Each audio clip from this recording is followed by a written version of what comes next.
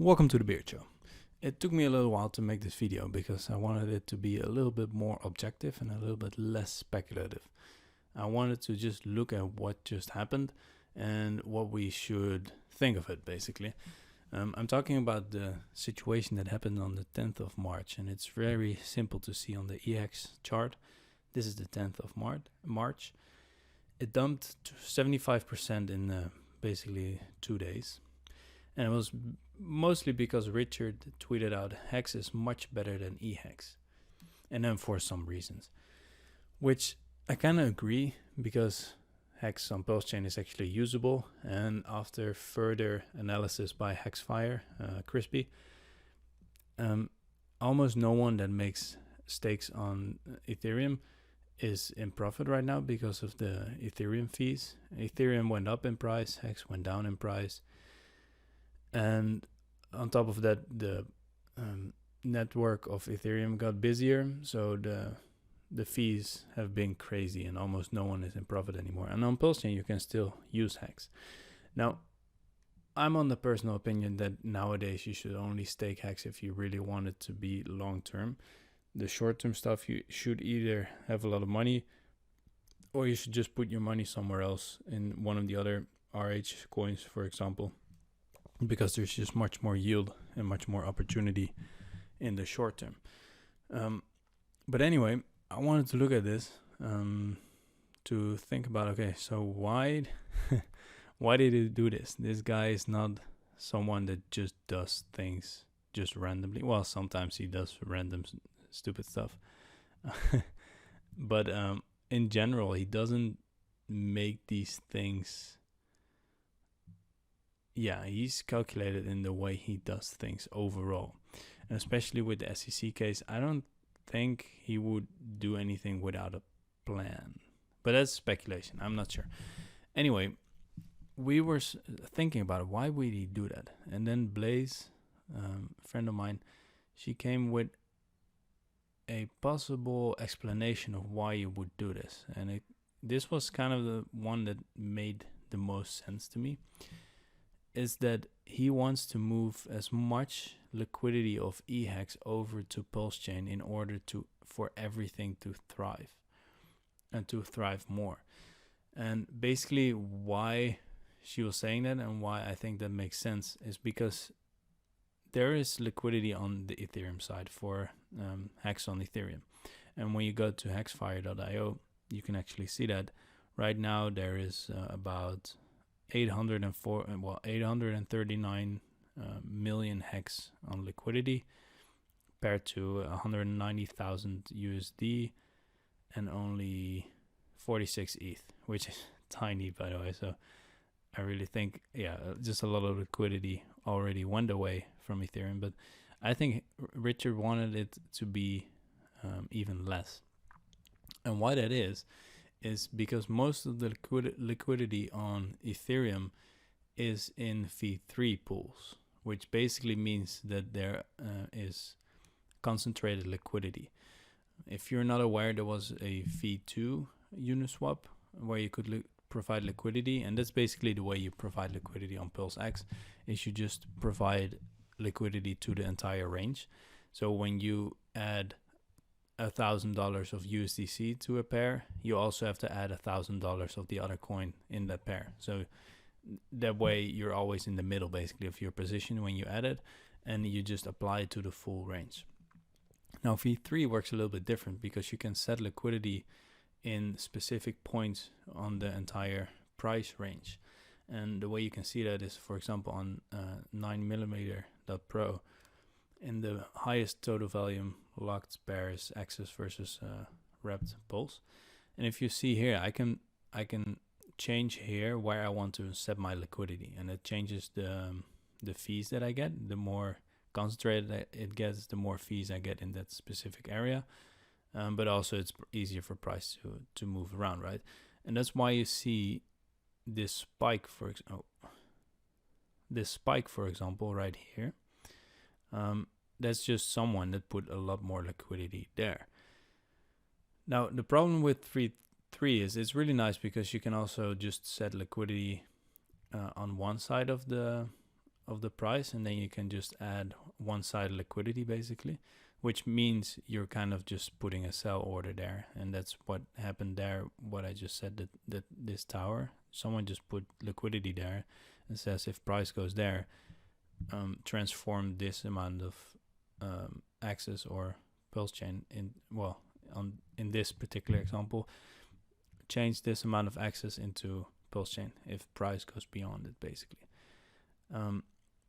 This is fine for fee making, and there's a lot of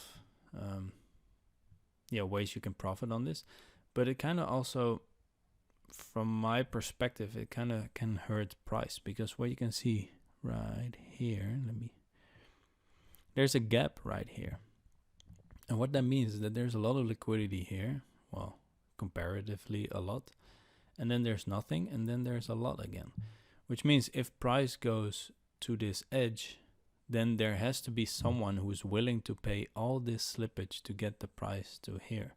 And no one's willing to do that because you lose a lot of money. You kind of want liquidity everywhere, because otherwise price is just going to stall here. No one really wants to buy, and then it's just waiting for another seller to sell it down again. And you're constantly pressing against this edge, and no one is willing to go over the edge basically. And this is what is happening with Hex as well, is that is the liquidity setup on Ethereum. Now, there is a reason why RH launched PulseX as a V2, because he thinks that you can pump price easier and you can calculate price impact better if it's just a V2, if everything is just applied equally. And when you provide liquidity, that it's just for the entire range, because then you don't end up with these weird gaps. So the liquidity setup on PulseX is a V2 setup where everything is just applied equally, which means if you just put some money in there, price is gonna pump, and there's no gaps, so the overall the slippage will kind of be the same. Now, if you look at the EHEX Hex chart, this is on Pulse Chain. This is the biggest liquidity pair for EHEX, which means that EHEX is mostly tied to Hex. This has the most amount of liquidity. So whatever EHEX does, to some extent, also impacts Hex.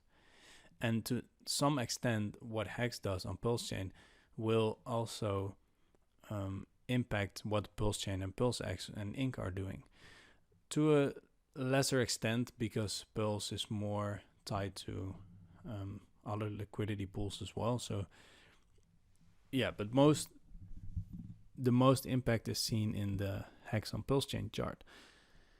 So it would make sense for a market maker, let's say RH, to want more EHEX on the Pulse Chain side. First of all, because then people can actually trade it. People can't stake it, but they couldn't do it anyway because it was too expensive. So now at least they can trade with it and create fees and volume.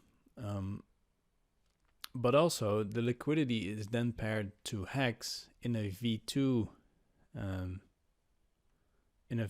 setup, and not anymore, or at least less, to USDC and Ethereum on the Ethereum side, which then also impacts the price of EHEX, which then impacts the price of EHEX on Pulse Chain, which then impacts the price of Hex. And so it makes sense to want more EHEX on Pulse Chain just because of the liquidity setup. Because if EHEX is only on Pulse Chain, and it basically is already clear that the only liquidity for EHEX on Pulse Chain is paired to the Hex on Pulse Chain, that makes everything easier to pump basically. And that's why Richard at some point in some tweets he said, well, maybe EHEX gets pulled up, like he's just focusing on all his other coins. And then he also says, well, EHEX maybe may get pulled up by the other ones. The main objective, I think, is to not make EHEX pull down the other ones, or to stagnate Hex basically. And basically also gave some direction, right? He just gives some direction of where the market should be going. And sure, he's not the entire market, but he has some say in it. Because if we go to hexfire.io and you click on the Pulse Chain side, you can see the liquidity of eHex, and this is March 10th. So it went from 14 million hex in the liquidity pool. Within a day, it was 21 million, and now it's sitting around 20 million. So it actually went up, which is interesting. I think it worked in some way. On the east side, I'm not entirely convinced yet, because the amount of hex in the liquidity is kind of the same. It's starting to downtrend a little bit, but it almost didn't do anything. You can see right here. Yeah, you can barely see it, I think. There's this really small bump on the 10th of March, but it didn't really do anything. But that could also just be people selling EX and putting EX in a liquidity pool, basically. Because if you sell EX, you put EX in the liquidity pool and you pull out USDC or Ethereum. What I found more significant is that this increase of liquidity, I found that very interesting. Basically, I have no idea, but I find it more plausible that there's a plan than just he wanting to kill eHex. It's basically just a sign saying, hey, Hex is more usable, it's more valuable, so we might as well just promote that. And then we move as much eHex as possible to the Pulse Chain side, where it's paired to only Hex as much as possible. So at least it gets the pumps that Hex does. And you can just trade it on Pulse Chain. Rather than having the eHex on Ethereum, you can't do anything with it. It's paired to Ethereum and USDC, which you can't really impact. And basically everything that it does there is pull down the rest of the ecosystem. It just makes more sense to kind of adopt eHex as the adopted child, basically, and bring it over to the home of Pulse Chain and just let it live there and prosper. You can ignore it, which is also fine, but at least in that way it doesn't harm the rest of the family, let's say. So those are my thoughts. I think that is the most plausible and the most constructive way to think about it. I don't really think that a guy like Richard wants to kill coins, like a lot of people say. I think this is way more plausible, and it's also pretty smart to bring liquidity over to Pulse Chain. I've been saying enough. I'll see you in the next video. See ya.